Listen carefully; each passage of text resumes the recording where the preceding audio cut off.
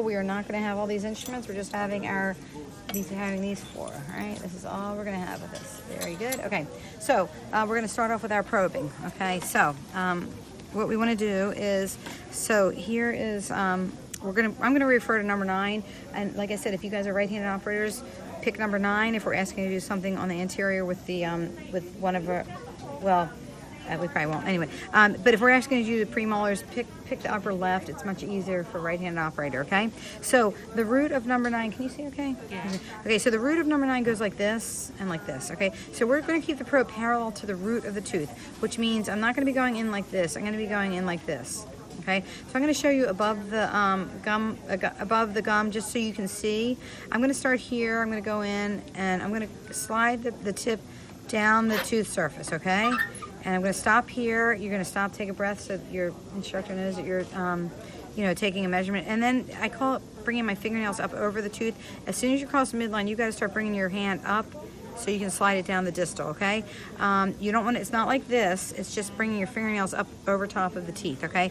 So let me show you how you're going to do this. Underneath the gum line. This is the way you would do it for the practice. You're going to start here, and you're going to very slowly walk around. You're going to stop here, and you can notice the probe is not laying flat. That's going to hurt the patient. It's kind of subtly pointing in towards the tooth.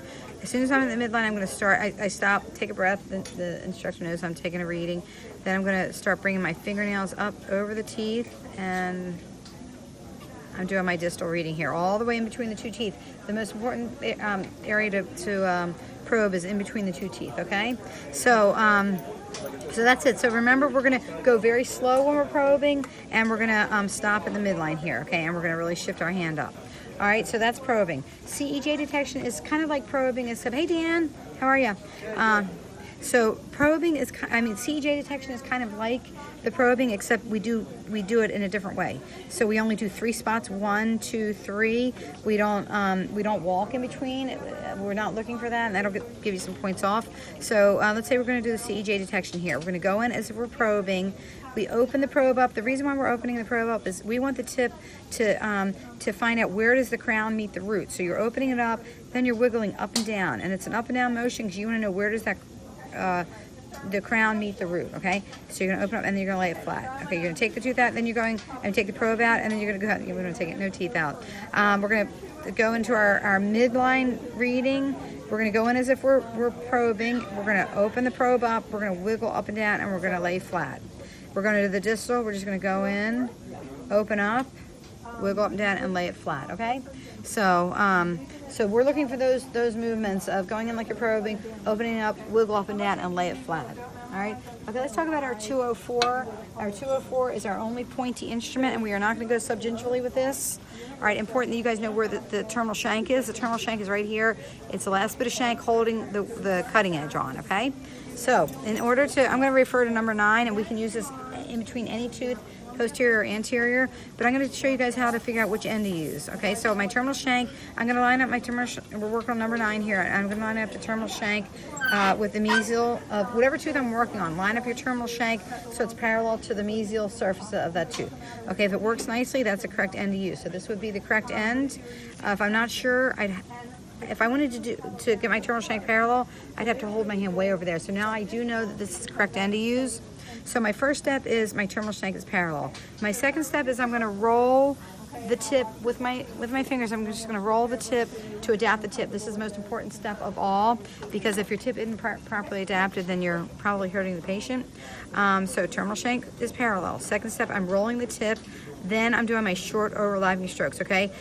Doing your overlapping strokes has nothing to do with rolling the tip. Rolling the tip is just to adapt the tip. So this is all you have to do. Go in, roll the tip, a little bit up and down, and that's it. You can go right to the mesial of 8 if you want, except you have to roll the tip so it's pointing towards mesial number 8. If you go to the distal, terminal shank parallel, roll the tip tight, short overlapping stroke. So it's all about having that tip properly adapted. You should be able to feel the tip kind of grabbing the tooth, and you don't want like a 90-degree angle, but you want it really kind of pretty much pointing towards the tooth, the surface you're working on. Okay, and if I say to you, all right, show me the lingual, I'm looking for you knowing that you have to flip the instrument to use it. I might not be able to really watch you do the lingual, but I want to know that you know to flip that instrument, okay? So that's our 204. We're not going subgingivally at all with that. Now we're going on to our 1314, and it'll say SC, ooh, where is it? Oh, there, upside down. It'll say SC 1314, kind of hard to read, but that's what it says. Here's my terminal shank. Important, you guys know where that is. The terminal shank is the last bit of shank before the working end. Here's my working end, or my cutting edge. Okay, so I'm going to pretend like number 9 is a premolar. We're going to basically use this on premolars back to the molars, okay? So if in the competency, if we ask you to do premolars right or left, you go to the left if you're right-handed, okay? So what we're going to do with this instrument, it's kind of it takes a long time to do this instrument. So remember, this is the instrument that you have to do a lot of work with. We're going to start at our distal. Terminal shank. Well, first of all, I'm going to figure out which end to use. I'm going to hold this up. This wraps nicely into the mesial. Yes, this is the right end. If I'm not sure, I'll try to get my terminal shank. I have to hold my hand way over here to get my terminal shank parallel, okay? We're going to start at the distal. Terminal shank parallel. We're going to roll the tip so the tip is really tight. Short overlapping strokes. Okay, that's for the distal. We're taking the instrument out. It's a whole new stroke now. Okay, we're starting at the distal buckle line angle, and we're very slowly, I call it the rock and roll. We're very slowly doing the wrist rock, and then we're going to roll at the same time. It takes a lot of practice to do this, and we're going to end just like this. Can you guys see how the tip is pointing really tightly into the tooth? Okay, so like I said before, this is a long, it takes a lot of work with this instrument. Do the distal, take it out, and then we start walking forward into the mesial. And I say, okay, let me show me the lingual, you're going to know to flip it around. And that's it. And so we shouldn't, for the practical, just keep out the SCs. Anything with the G, Grace off. Gracie, you shouldn't bring any of that, you don't even need to bring your this is a SC, it's a 4R, 4L. You don't need that. Just bring these 4 instruments. All right. Okay. Can you show us on the mandible? Sure. Oh, sure, absolutely. The demonstration. Okay, so we're going to start with our 204, and okay, so let's say we're going to do this tooth right here. Oh, They can ask us to do any tooth. yeah, but I don't think, we've never ever in our life done lower, so maybe, no, we would not do that. We don't want you guys to fail. It's hard. It's always interior. Yeah. I can't promise you, but I've never, in all the years I've been working here, we've never done that, and I wouldn't want to do it because it's a little harder for you guys to do this. But anyway, okay, so I'm going to work on this tooth right here. I'm going to hold up my terminal shank so it's parallel to the mesial. This end will work nicely. That's the end I'm going to use. But for me to get that, I'd have to hold my hand way over here. So I'm just going to go in very simple. Same as above. Terminal shank is parallel. I roll the tip. The tip is pointing tight into the mesial surface. Short overlapping strokes. If I do the distal, terminal shank is parallel. The tip is pointing tight. Short overlapping strokes. If I want to do the lingual, I flip the instrument around. Okay, but like I said, I've never ever seen us ever ask for it to do anything on the lower. Well, we could ask for the lower premolars, but I don't think so. We didn't do that before, so I don't know. I think we'll probably ask you to do premolar. I can't guarantee, but I think we might. Yeah, it's easier for us to see. It's hard for us to see down here, and if you have a choice, do not do a lower right buckle. That's hard for a right-handed operator. If you are going to ever have to do that, you bring yourself all the way around like this. Oh, well, if you can get around there.